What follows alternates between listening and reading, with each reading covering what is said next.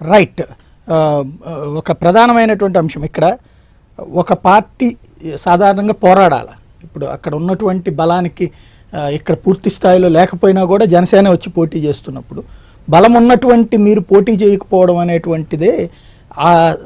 ఇంకొకటి ఏంటంటే పర్టికులర్లీ ఇంకొక విచిత్రమైనటువంటి సమస్య ఏంటంటే, ఇన్ని సంవత్సరాలు ఇన్ని దశాబ్దాలుగా ఏ పార్టీని అయితే వ్యతిరేకించారో ఆ పార్టీని గెలిపించడం కోసం మీ పార్టీని త్యాగం చేయడం, మీ అందరూ త్యాగం కావడం.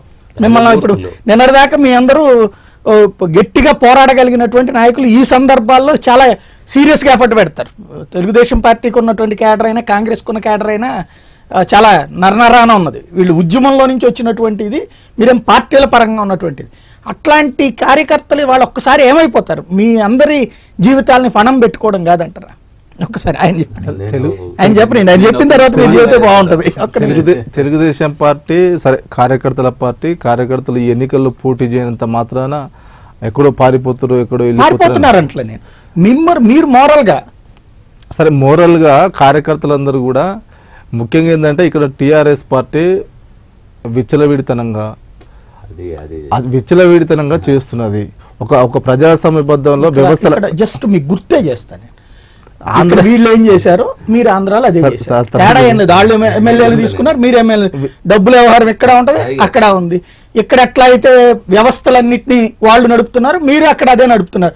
అప్పుడు ఇంకా మీరు ప్రజాస్వామ్యం గురించి చెప్పడం ఎందుకు? అంటే ఎవరు పవర్లో ఉంటే వాళ్ళ నియంతృత్వం కింద ప్రజల్ని బానిసల్లాగా చేస్తాం, పార్టీని బానిసల్లాగా చేస్తాం అనేటువంటిది మీరు కూడా చెప్పారు. పోనీ మీరు అక్కడ ఆ పని చేయకపోతే మీకు నీతి చెప్పే అధికారం ఉంటుంది, నైతికత ఉంటుంది. ఇది చేసే ఇప్పుడు ఇద్దరూ అదే పని చేస్తూ ఒకళ్ళనొకళ్ళు ఏదైతే చూపెట్టి అందువల్ల అంటే ఏంటిక అంటే రేపు పొద్దున ఎవరైతే పవర్లో ఉంటారో వాళ్ళ కింద ఉండాలి, లేకపోతే వాళ్ళు బతకూడదు. ఆ పరిస్థితి ఆంధ్రాలో ఏం లేదు. ఆస్తుల మీద దాడులు చేయించడము, కబ్జాలు చేయడము, లేకపోతే పోలీసులతో కేసులు పెట్టించడము. ఆ తర్వాత వినండి, ఆ తర్వాత ఇప్పుడు ఆస్తులుంటే నోటీసులు ఇప్పించేసి మేము పలాయన దగ్గర మాట్లాడుకో, లేకపోతే నువ్వు వైసీపీలో జైన్ కాకపోతే నీ ఆస్తులు కబ్జా చేస్తామని. ఆ రకమైనటువంటి పరిస్థితులు అక్కడేం లేవు, అక్కడేం లేవు. అట్లా ఉంటే ఇప్పుడు ఒక్క ఫోన్ చేసి చెప్పగానే నారాయణ గారి కాలేజీల మీద దాడులు ఎట్లా చేస్తారండి? పార్టీ సాయి గారు, టీడీపీ అనే పార్టీ పుట్టింది కాంగ్రెస్ కు వ్యతిరేకంగా 1982లో. కాంగ్రెస్ కు వ్యతిరేకంగా పుట్టినటువంటి party TDP, Telangana Telugu Desam party. అవునా కదా? నాడు ఎన్టీ రామారావు స్థాపించినటువంటి పార్టీ. ఆ రోజు చంద్రబాబు నాయుడు గారు టీడీపీ పార్టీలో లేరు, కాంగ్రెస్ పార్టీలో ఉన్నారు. ఆ తర్వాత కాలక్రమేణా అల్లుడైన తర్వాత కబ్జా చేసేసిండు ఇల్లుని మొత్తం. అంటే కబ్జాల గురించి మాట్లాడారు కాబట్టి కబ్జా గురించి వచ్చింది. కబ్జాలు చేసినటువంటి వ్యక్తి టీడీపీ పార్టీని కబ్జా చేసిండు, వాళ్ళ కుటుంబాన్ని.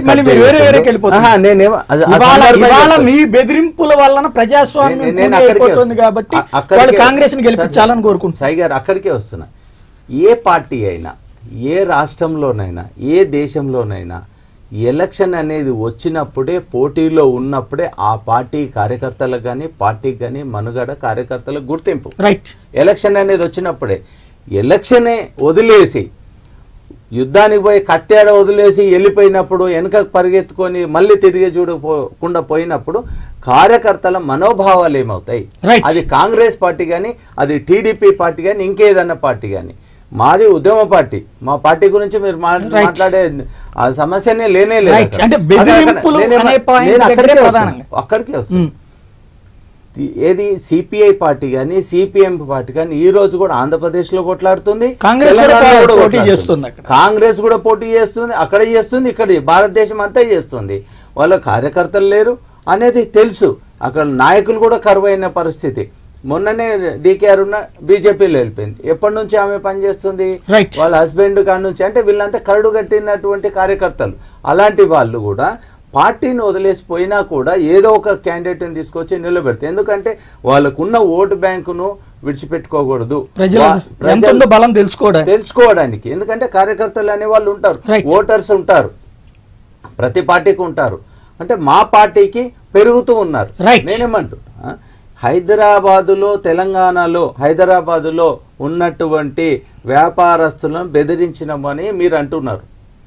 ఇవన్నీ రోమర్స్ తప్పించి ఎక్కడైనా ఏపీఎస్లో కానీ ఎక్కడైనా సరే అంటే దానికి సాక్ష్యం ఏంటంటే విశాఖపట్నానికి సంబంధించి జనసేన అభ్యర్థి ముందు ఓకే అని బీఫామ్ కూడా తీసుకున్న తర్వాత బీఫామ్ ఇచ్చే సందర్భంలో నేను పోటీ చేయను అంటున్నాడు కదా. తెలుగుదేశం పార్టీని ఏమంటున్నాడు, ఇక్కడ తెలుగుదేశం పార్టీ ఆఫీస్ హైదరాబాద్ లో ఉంది, బీఫామ్లు అక్కడి నుంచి వస్తున్నాయి అని అంటున్నాడు. ఏమంటారు, బీఫామ్లు ఇక్కడ తీసుకొని అక్కడ పోవడం ఏంటి, ఆంధ్రప్రదేశ్ లో పార్టీ ఆఫీసులు ఉన్నాయి, పంచుకోవచ్చు కదా. అంటే టీఆర్ఎస్ బీఫామ్ వైసీపీకి ఇస్తున్నారని చెప్తున్నారు సార్. కరెక్ట్ మీరు చెప్పింది. అక్కడ ఎలక్షన్ ఎక్కడ జరుగుతుంది, ఆంధ్రప్రదేశ్ లో జరుగుతుంది. మీరు అక్కడ కొట్లాడుకోవడం చేతగాక ప్రతిరోజు ప్రతినిత్యం ప్రతి మమ్మల్ని వాడుకుంటే తెలంగాణ రాష్ట్రంలో టీఆర్ఎస్ పార్టీని కేసీఆర్ గారిని వాడుకుంటే ఆంధ్రలో కూడా ఓట్లు ఉన్నాయి, అభిమానులు ఉన్నారు కాబట్టి ఆ ఓటర్లను క్యాచ్ చేసుకోవడానికి మీరు మాట్లాడుతున్నారే ఓట్లు అంటారా? మీ అనుకూలం అయితే అనుకూలం వాళ్ళు అయితే కనుక వాళ్ళు విమర్శిస్తే వాళ్ళు ఎందుకు వేస్తారు ఓట్లు? ఎవరు వాళ్ళు అదే విమర్శిస్తున్నారు, మమ్మల్ని విమర్శించి వాళ్ళు తెలంగాణ వాళ్ళు ఆంధ్ర ద్రోహులని. ఆ రోజైతే మేము నాయకులు అన్నట్టే ఈ రోజు మాకు ఆంధ్ర తెలంగాణ ప్రజల మీద రుద్దుతున్నారు ఉద్దేశాలన్నీ. ఒక్క నిమిషం, ఈవేళ మీ తెలుగుదేశం పార్టీ నాయకులు ఇంక్లూడింగ్ మీ జాతీయ అధ్యక్షుడి దగ్గర నుండి వాళ్ళందరి ఆస్తులు ఇక్కడే ఉన్నాయి. అయ్యామన్నా ఇట్లాంటి స్లిప్లు ఇక్కడం ఇల్లు కట్టడం. ఒక మాట దీంట్లో నేను ఒక్క పాయింట్ చెప్తా. ఇల్లు కట్టడం నోటీసులు అంటే ఇప్పుడు ఉన్నటువంటి చంద్రబాబు గారు ఉన్నటువంటి సీఎం క్యాంప్ ఆఫీస్ ఉంది చూడండి, దానికి ఏనాడో నోటీస్ ఇచ్చారు. అది కరకట్ట వెనకాల వరద కట్ట వెనకాల ఉందని చెప్పి అవి రొటీన్ ప్రొసీజర్. దాన్ని వివాదం అనుకుంటే ఆ తర్వాతే కేసీఆర్ గారి పిలిచి భోజనం పెట్టింది ఆయన, ఆ తర్వాతే ఈయన భోజనానికి వచ్చింది. కాబట్టి ఎప్పటితో వద్దు నేను అంటుంది. ఒక మాట నేను అడిగేది, ఇవాళ మీ మురళీమోహన్ గారు ఓ 15,000 కోట్ల ఆస్తులు హైదరాబాద్ లో ఉన్నాయి. అట్లాగే మీ యనమల రామకృష్ణుడు గారు ఆయన ఆస్తులు ఇక్కడే ఉన్నాయి. అట్లాంటి దాదాపుగా మీ పార్టీలు సుజనా చౌదరి గారు మాల్సే ఉన్నాయి, సీఎం రమేష్ గారు పెద్ద పెద్ద భవనాలే ఉన్నాయి. మీ పార్టీలో ఆస్తులు లేనటువంటి నేతలు అంటే హైదరాబాద్లో ఆస్తులు లేనటువంటి నేతలు అతి పరిమితంగా ఉన్నట్టున్నారు. వాళ్ళందరూ ఆస్తులు ఎవరైనా తీసుకున్నారా, వాళ్ళకి ఏదైనా స్లిప్ వచ్చిందా, ఆ స్లిప్ అక్కడ చూపెడితే ఎన్నికల్లో ఓట్లు మీకేద్దాం ఏమని అడగడానికి ఉంటది. మీరు స్లిప్ చూపించకుండా ఆరోపిస్తే అది వివాదాలు సృష్టించి రాజకీయ లబ్ధి పొందడానికి అవుతుంది.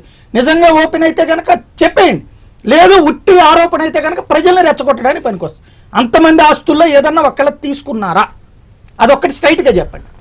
స్వతహాగా ఇప్పుడు మన మా నెల్లూరు ప్రకాశంలో నెల్లూరు ఎంపీగా పూర్తి చేసినటువంటి ఆదాల ప్రభాకర్ రెడ్డి కాదు మాగంటి ఒంగోలు ఆయన అంతకుముందు కాంగ్రెస్ తర్వాత మీ దగ్గరకు వచ్చాడు అంటే అప్పుడు ఆ రోజున మీరు వచ్చినాడు. ఆ తర్వాత ఆయన స్వయంగా అక్కడ ఉన్నటువంటి పరిస్థితులు అయితే నేను చేయలేకపోతున్నా, నాకు చంద్రబాబు నాయుడు తెలుగుదేశం పార్టీ గెలవదు కాబట్టి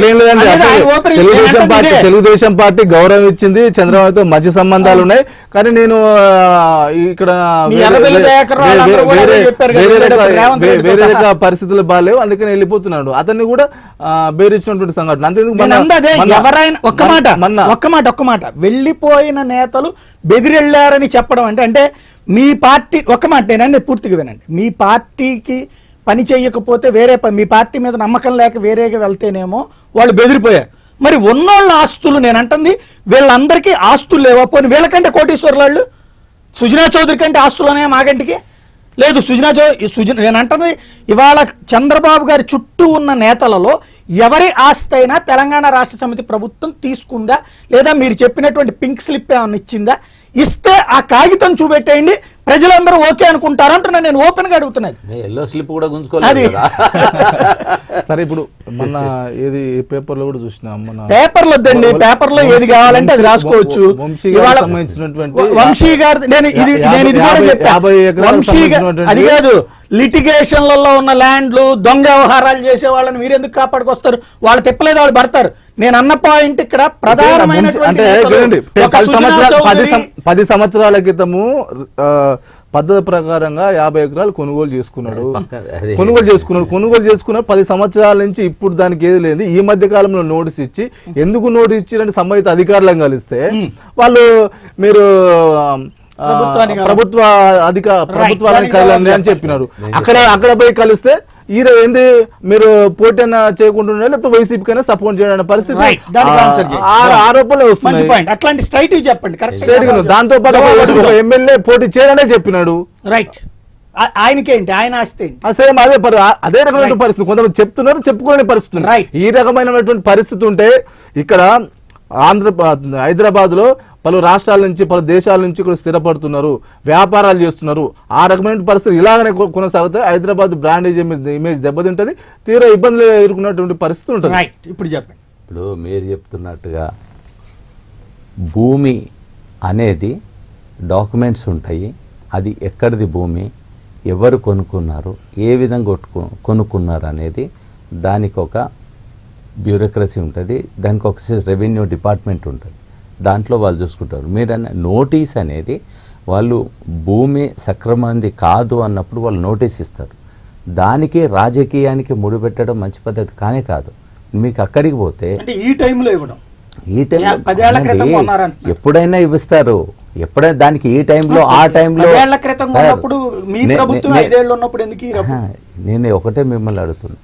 అది కోర్టు ఉన్నది, కోర్టు వ్యవహారాలు ఉన్నాయి, హైకోర్టు ఉంది, హైదరాబాదులో భూములు వివాస్పదమైన భూములు కొన్ని వేల లక్షల ఎకరాలు ఉన్నాయండి. ఆయన ఒకటే కాదు కదా, అది ఒకటే కాదు కదా, నేను అదొకటే కాదు కదా. ఎవరు బెదిరించారు? ఎవరైనా రెవెన్యూ ఇన్స్పెక్టర్ నీకు బెదిరించాడా, లేకుంటే ఆర్డీఓ బెదిరించాడా, కలెక్టర్ బెదిరించాడా? నేను బెదిరించింది ఎవరు? సినిమాలో చెప్పినటువంటి కథలు. ఒక మాట, ఇప్పుడు ఈ రెండు అంశాల్లో నేను చెప్తా. వంశీదైనా మీరు వెళ్ళి పెద్దవాళ్ళతో మాట్లాడుకోండి, అక్కడ పోటీ చేయకుండా ఉంటే మీ పని జరుగుతుంది. లేదు ఇప్పుడు ఈయన గేదెల సీనుది ఉంది, పోటీ ఆయన ఒక సెజ్లో పార్ట్నర్ ఉంటారు, మీ సెజ్లోకి ఇక్కడ సెజ్లో ఉండాలనుకుంటే మీరు అక్కడ వెళ్ళి మాకు వ్యతిరేకంగా పోటీ చేస్తానంటే ఎట్లా అంటే ఇక వాళ్ళు ఏం చేయాలా? మీతో ఇక్కడ వ్యాపారం చేయాలంటే మీ సపోర్టర్లతోనే ఉండాలి. అంటే రాజకీయ పార్టీల సపోర్టర్లు అయితేనే వ్యాపారం చేయాలి, లేకపోతే చేయకూడదంటే ఇంకా అదొక తరహా దౌర్జన్యం అవుతుంది. మీరు మాట్లాడేదంతా కూడా ఆరోపణ మాత్రం, ఆరోపణ, నిరూపణ లేదు. మీరు మీకు పోలీస్ డిపార్ట్మెంట్ ఉంది, పలానా అతను మా మీద ఇట్లా దౌర్జన్యం చేస్తున్నాడు, మీరు కంప్లైంట్ చెప్పండి. చెయ్యాలండి. మీకు దమ్ము ధైర్యం ఉన్న లీడర్లు కదా మీరు. రైట్, దమ్ము ధైర్యం ఉన్న లీడర్లు కదా. అది లేకనే హైదరాబాద్ లో వచ్చి ఇన్ని కోట్ల వ్యాపారాలు, ఇన్ని కోట్ల భూములు, ఇంత ప్రాపర్టీ